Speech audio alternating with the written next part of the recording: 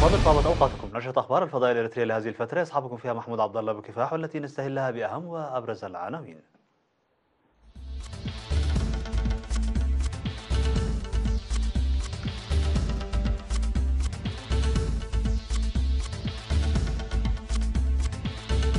فخامة الرئيس السياسي الأفريقي يشارك في مراسم تدشين مصنع أومو كوراز الثالث للسكر في أثيوبيا. وزيرة العدل تعقد سمينارا في ساوا لأعضاء الدفعة 32 للخدمة الوطنية. جهود فعالة لتحسين معيشة المعاقين في إقليم شمال البحر الأحمر. ارتفاع عدد غض التفجيرين في جنوب الصومال. رئيس الوزراء الإسرائيلي يهدد حماس بضربة قوية. روحاني يتهم أمريكا برغبتها في تغيير النظام بإيران. مرحبا بكم من العناوين إلى التفاصيل.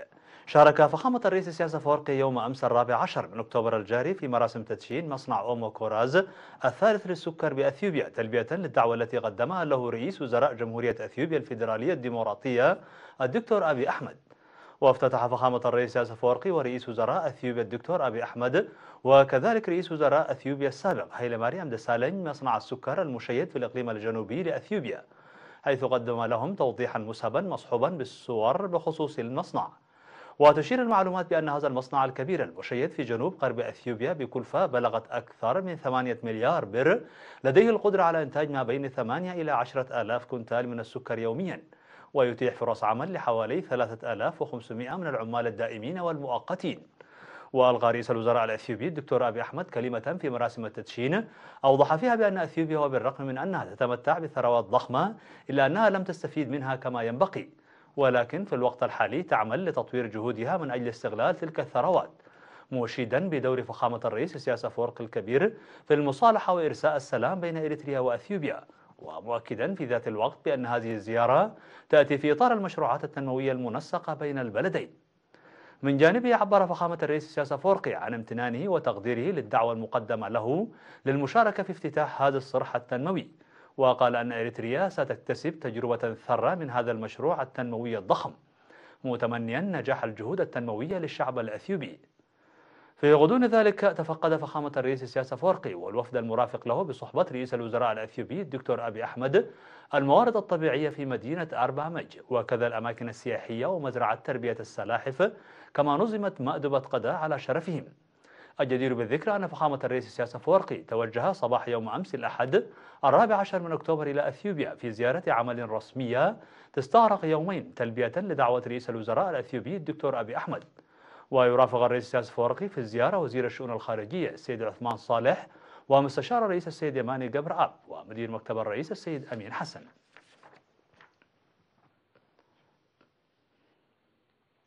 عقدت وزيرة العدل السيدة فوزية هاشم سمينارا يوم 13 من أكتوبر لمنتسبي الدفعة 32 للخدمة الوطنية بساوا حول دور ومساهمة الشباب في الحفاظ على قيم المجتمع.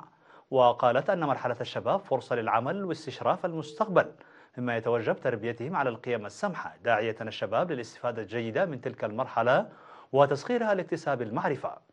وأوضحت بأن المجتمع الإريتري يستمر بنمو وازدهار ثقافته وقيمه المتحضرة والتحلي بالعزيمة والمعنويات الوطنية العالية على المستوى الوطني، وأن الشباب الإريتري حافظ على هذه القيم وتحمل مسؤولياته المرحلية على مر الأجيال، وينتظر من شباب اليوم السير على خطى من سبقوهم وتعزيز دورهم في البرامج الوطنية. وأشارت إلى أن الخدمة الوطنية تضم كافة الإريتريين البالغين للعمر المحدد لها في مائدة واحدة لتمكينهم من البناء الجسدي والعقلي واكتساب المعارف الأكاديمية والمهنية، كما أنها مرحلة مهمة لتمكين المواطنين من الحصول على الخدمات الاجتماعية والاقتصادية الكاملة. ومن جهتهم أوضح الطلاب بأن مثل هذه السمينارات تساعد كثيرا في زيادة الوعي، ودعوا إلى استمراريتها أثناء الدراسة بشكل منتظم.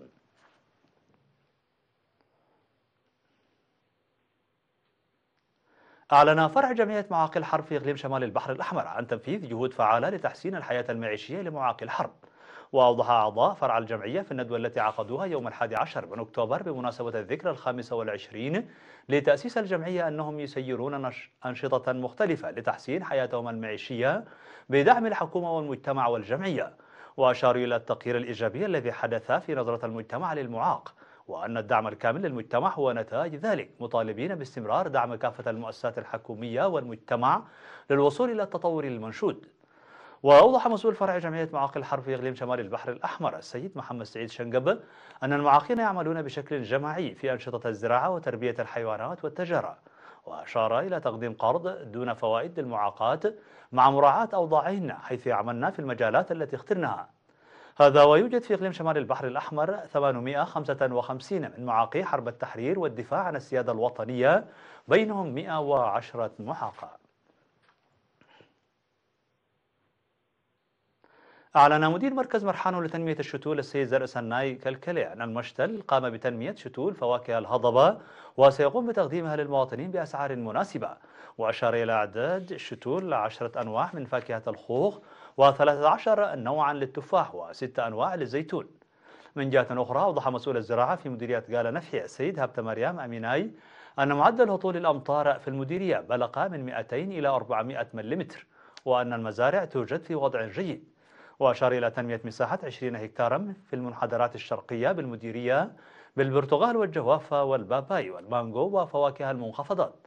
وناشد السيد هبتي مريم المزارعين لجمع محاصيلهم الناضجة مبكرا لحمايتها من أضرار الأمطار المتأخرة.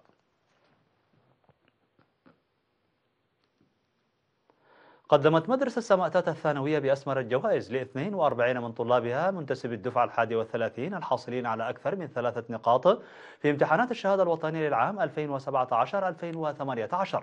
وقال مدير المدرسة الأستاذ عقبة سلاس تولي في المناسبة التي حضرها وزير التعليم السيد سمر رؤسوم أن تحقيق نقاط عالية في امتحانات الشهادة الوطنية سيعتبر شرفا لمدرسة سماتات وأولياء أمور طلابها والوطن، وأن منح الجوائز للطلاب نتيجة للجهد الذي بذلوه له مضامين كبيرة.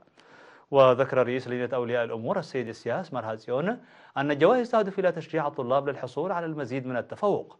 وقدم الطلاب خاصة الحاصلين على النقاط الكاملة تجربتهم في أسلوب المذاكرة للمشاركين في المناسبة وطلاب الصف 11. كما حصلت الطالبة نات بارخات على كأس من يد وزير التعليم السيد سمر الرؤسوم لحصولها على أعلى النقاط على مستوى الطالبات والثانية من عموم الطلاب. هذا وقد أحرز 5 طلاب من مدرسة سماتات 3 منهم طالبات على النقاط الكاملة، أي 4 نقاط في امتحانات الشهادة الوطنية للمرحلة الثانوية للعام 2017-2018.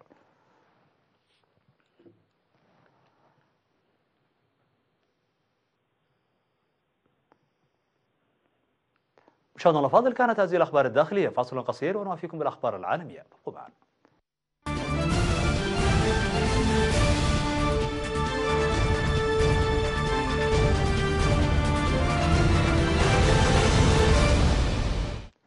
على الصعيد العالمي، قال مسؤول في مستشفى محلي بالصومال يوم أمس الأحد أن عدد قتلى تفجيرين يشتبه أنهما انتحاريان بمدينة بيدواء بجنوب البلاد يوم السبت ارتفع إلى 20 قتيلا.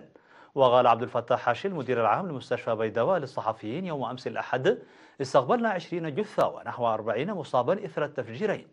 وأعلنت حركة الشباب الإسلامي المتشددة المرتبطة بتنظيم القاعدة مسؤوليتها عن التفجيرين. وقال ضابط شرطة في المدينة يوم السبت شخصان يشتبه بأنهما انتحاريان فجرا نفسيهما داخل مطعمين في بيدواء.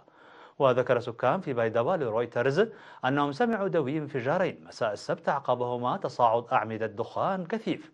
وقال عبد العزيز أبو مصعب المتحدث باسم العمليات العسكرية في الحركة أنهم استهدفوا المطعمين لأن القوات الحكومية تتردد عليهما. ووقع تفجيران بعد ضربة جوية أمريكية ضد متشددي الحركة في منطقة هارديري بإقليم جلمج. وقالت القيادة الإفريقية للجيش الأمريكي يوم السبت أنها ما زالت تقيم أثر هذه الضربة الجوية التي نفذت يوم الجمعة بالتعاون مع الجيش الصومالي. هدد رئيس الوزراء الإسرائيلي بنيامين نتنياهو بتوجيه ضربة قوية لحركة حماس الفلسطينية بعد الاشتباكات الأخيرة على الحدود بين غزة وإسرائيل. وقال نتنياهو خلال اجتماع الحكومة الأسبوعي: يبدو أن حماس لم تفهم، إذا استمرت في هذه الهجمات فسنوقفها بطريقة أخرى بتوجيه ضربات قوية جدا. وأضاف: نحن نقترب من القيام بعمل مختلف يتضمن ضربات قوية، لو كانت حماس ذكية ستوقف العنف في الحال. وقد أوقفت إسرائيل دخول بضائع إلى غزة الجمعة بعد مواجهات قتل فيها 7 فلسطينيين بنيران الجيش الإسرائيلي. وكان وزير الدفاع الإسرائيلي أفيغدور ليبرمان قد قال أن توريد الوقود سوف يستأنف في حال توقف العنف تماما. ويطالب المحتجون في غزة بالعودة إلى بلداتهم التي تقع الآن ضمن الأراضي الإسرائيلية والتي هاجروا منها أو غادروها عام 1948. كما تتهم إسرائيل حماس باستخدام الاحتجاجات كقطاع لتنفيذ هجماتها.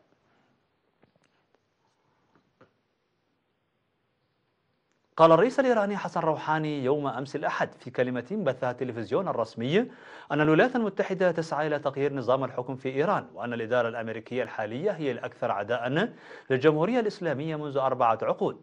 وتصاعد التوتر بين إيران والولايات المتحدة بعد أن قرر الرئيس الأمريكي دونالد ترامب في مايو الانسحاب من الاتفاق النووي الذي أبرمته قوى عالمية مع طهران. وقال روحاني في الكلمة التي ألقاها بمناسبة بدء العام الدراسي الجديد في جامعة طهران: خلال 40 عاما المنصرمة لم تشهد الولايات المتحدة الأمريكية إدارة أكثر حقدا من الحكومة الحالية على إيران والإيرانيين والجمهورية الإسلامية. واتهم روحاني الأمريكيين باستخدام الحرب النفسية والاقتصادية والتشكيك في شرعية الجمهورية الإسلامية لإحداث تغيير في نظام الحكم في إيران. الجدير بالذكر أن واشنطن كانت قد أعادت في أغسطس عقوبات على تعاملات إيران بقطاعات المعادن والسيارات والعملة، وتعتزم فرض عقوبات إضافية تستهدف صادرات النفط الإيرانية في نوفمبر، كما يخشى الإيرانيون من أن تنزلق بلادهم إلى ركود اقتصادي. انقطع التيار الكهربائي عن 300 ألف منزل على الأقل في البرتغال يوم الأحد بعد أن ضربت العاصفة المدارية ليزلي ساحل البلاد على المحيط الأطلسي محملة بأمطار غزيرة ورياح آتية وارتفاع كبير في الأمواج. وانخفضت قوة ليزلي من إعصار إلى عاصفة قبل وصولها للبرتغال في وقت متأخر من مساء السبت. وحثت السلطات السكان على البقاء في منازلهم والابتعاد عن المناطق الساحلية. وتسببت العاصفة في اقتلاع 1000 شجرة على الأقل في بلدات ساحلية إلى الشمال من لشبونة، وهي المنطقة التي شهدت أول وصول للعاصفة إلى اليابسة، كما ألحقت أضرارا بخطوط الكهرباء وتسببت في إغلاق الطرق. وفي أسبانيا تسببت رياح بلغت سرعتها 100 كيلومتر في الساعة في اقتلاع أشجار بوسط البلاد في وقت مبكر من صباح يوم أمس الأحد. كما أصدرت خدمات إدارة الطوارئ تحذيرات من سيول في شمال وشمال غرب البلاد ظهر ومساء الأحد، ونصحت السكان بتجنب القيادة أثناء العاصفة. مشاهدينا الأفاضل، بهذا نكون قد وصلنا بكم إلى نهاية النشرة. شكرا على حسن المتابعة، دمتم بألف خير.